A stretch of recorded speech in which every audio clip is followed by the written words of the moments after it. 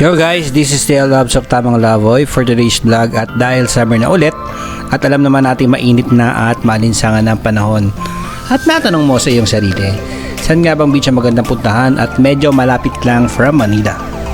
So for today's video, pag-uusapan natin yan, 10 budget meal White Sand this summer. Yan naman yung na mabigyan ko kayo ng some tips and ideas upang maplano mo na ang iyong summer vacation. So tara na.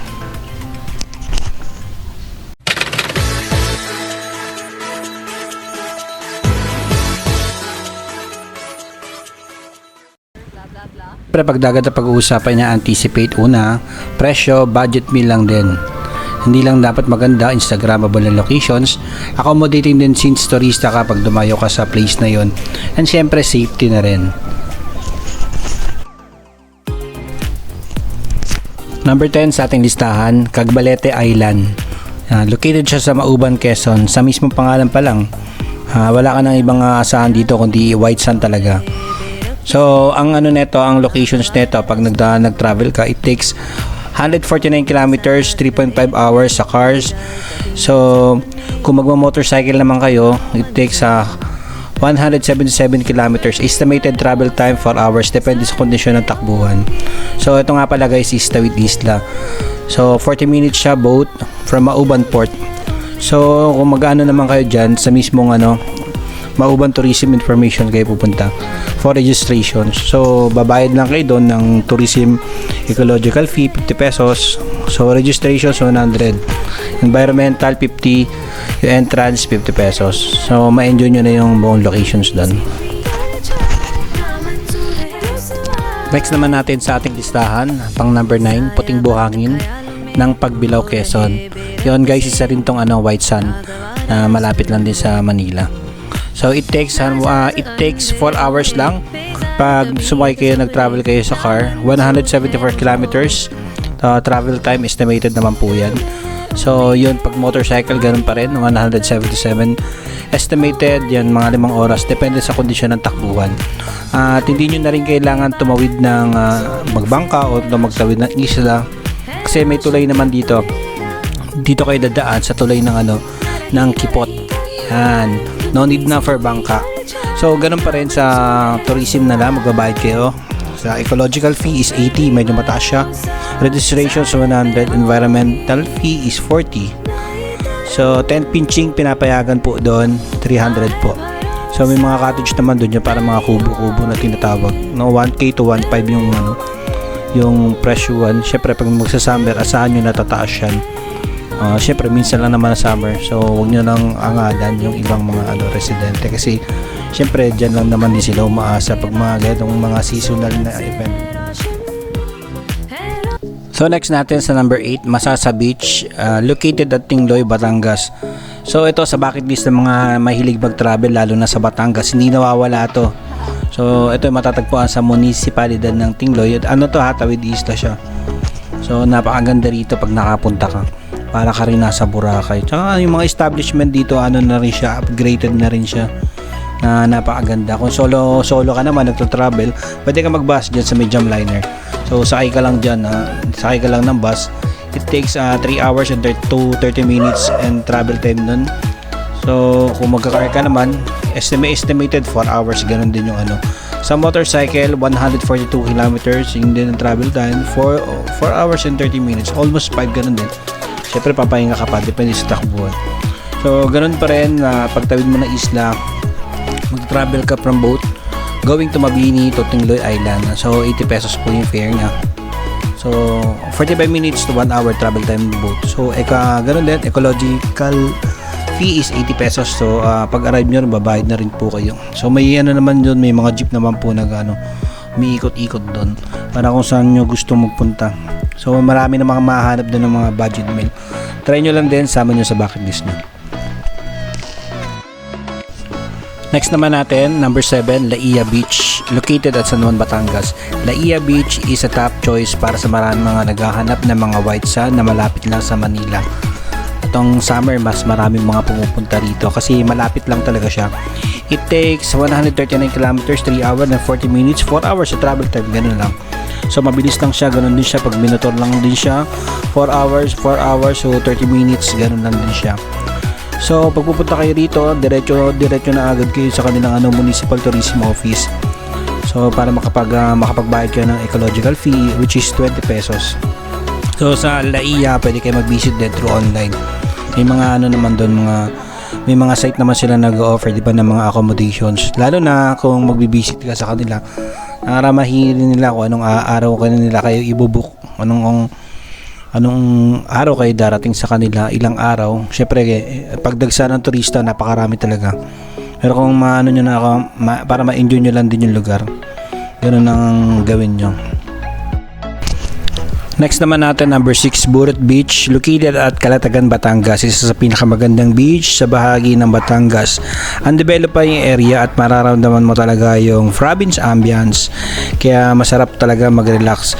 Ang buhangin dito hindi kasing puti ng sa Boracay, pero medyo cream lang siya ng konti. Pero nagbibigay ito ng napakagandang ambience pag napunta ka sa area na to. It takes 138 kilometers, 3 hours and 30 minutes car travel. Ganon din pag nag-motorcycle ka is 131 kilometers, estimated 4 hours to 30 minutes. Depende din sa kondisyon ng takbuhan. Ganun pa rin, magbabayad ka pa rin. Ecological fee is 30. Entrance sa location is 65 pesos. Yan. Pwede ka mag-rent sa kanila mga tables, mga upuan kung gusto mo naman. Siyempre, pwede ka rin doon mag-tent pitching. So, sa kanila, hindi ko lang gano'n alam kung magkano yung bayad. Normally naman, pag mga gano'n, nasa 200 to 300 lang din naman siya. So, malapit lang din siya. Isama niya sa inyong bucket list. Next naman natin, number 5, Lucky Beach, located at Maribeles, Bataan. Yan, malapit lang din siya sa Manila. It takes 181 kilometers, 4 hours for the car travel. Then 186 kilometers, yan, pang motorcycle naman ang ginamit nyo. It takes 4 hours to 5 hours, nandun na kayo sa may location. Siyempre sa pagpunta doon, alam nyo, tatawid din kayo ng bangka, magbabangka din kayo doon. So para makarating kayo doon, dahil wala naman ibang access, pupunta kayo ng Barangay Bianan. So pag nag-boat kayo doon, 7 kilometers travel for the fort of 5 fingers. So ganoon din, magbabayad din kayo ng ecological fee is 80 pesos. Boat rental cost 250 for day tour and 350 naman sa overnight. So good na siya for 5 to 10 persons. Entrance sa Lucky Beach is 350 per person. So hindi lang yun na pwede nyo puntahan doon, may madadaanan nyo rin yung Talain Beach, Losong Beach, syempre yung sikat na Kamaya Coast Beach, pero may ibang daan yun, hindi kayo pwedeng lumapag doon pag magpupunta kayo. So sa iba naman, sa FB naman, mga nakikita naman ako mga nag-offer ng mga joiners yan, para gusto mong makatipid ka at isang set na kayo pagpunta nyo sa Lucky Beach, try nyo lang mag-visit sa kanilang mga website, yung mga joiners na yan.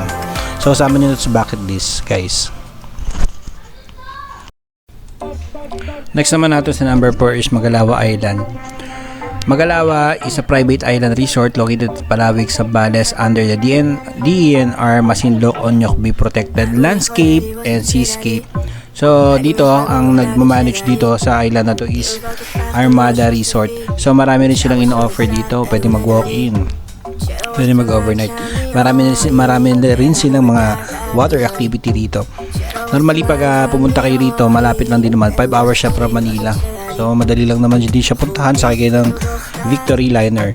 So di may sarili naman kayo sasakyan dito. Ang parking fee naman nila rito sa municipal is 100 to 200. Environmental fee is 50 pesos for adult. So sa LGU yun, sa nila dito kayo magbibigay. So dito marami kayong magagawa rito, maraming activity na pwedeng i-offer sa inyo. Marami din amenities na pwede nyong magawa, lalo na kung pampamilya ang gagawin. So ito guys, suggest lang din, sama nyo rin ito sa inyong bucket list. Next, pangatlo sa ating listahan is Patar Beach, located at Bolinao, Pangasinan. Patar Beach sa Pangasinan is sa pinakamagandang white beach dito sa Luzon. So malapit lang din siya sa Manila. It takes 5 hours pag nagbiyahe ka ng bus. So pwede mo sakyan dyan kung dito ka galing ka na Manila. Pwede nyo puntahan ng Victory Liner o kaya 5-star bus. Then after nun, pag nandun na kayo sa Bolinao Terminal, pwede na kayo mag-tricycle, sabihin nyo lang Patar. So sa Patar naman, ang kanilang environmental fee pag pumasok ka sa kanila is 25 pesos. Then entrance fee is 15 sa municipal yun. So Pag travel naman siya through motorcycle, it takes 7 hours, 291 kilometer. Estimated lang yun ha. Pag pupunta kayo doon, isa sa magiging guide nyo. And then, ang isa pang magandahan sa beach na yon, ano siya, public beach po siya. So, napakaganda, di ba? White sand na, tapos public beach pa. So, doon naman, hindi naman din kayo mahihirapan. Marami naman kayo matutuluyan doon if ever na gusto nyo mag-overnight. So, yung mga tao doon, nag-accommodate sila ng bed space or something na pwede kayo makitulog pag-gabi, kung gagabihin kayo. So, maganda rin pagising nyo, yung sunset, yan ang mga inaabangan ng iba ron. So, try nyo rin ito, isama nyo rin siya sa inyong bucket list. Next naman natin sa number 2 is Tambobong Beach, Dasol, Pangasinan. So it takes 292 kilometers, 5 hours 40 minutes travel pag nag-car ka. So sa motorcycle, ganoon din, 297 kilometers, estimated 7 hours din, depende sa takbuhan. Pero kung gusto mo naman mag-bus, yan, meron na naman tayo dyan, Victory Liner. So ang biyahe nun, pa Santa Cruz, Zambales, yan, sasakyan nyo. Tapos pa Alaminos kamo yung ano nun ha. Sabihin nyo lang dun sa may conductor na i-drop up kayo sa Dasol. Yun, para mag-tricycle na lang kayo dun sa highway.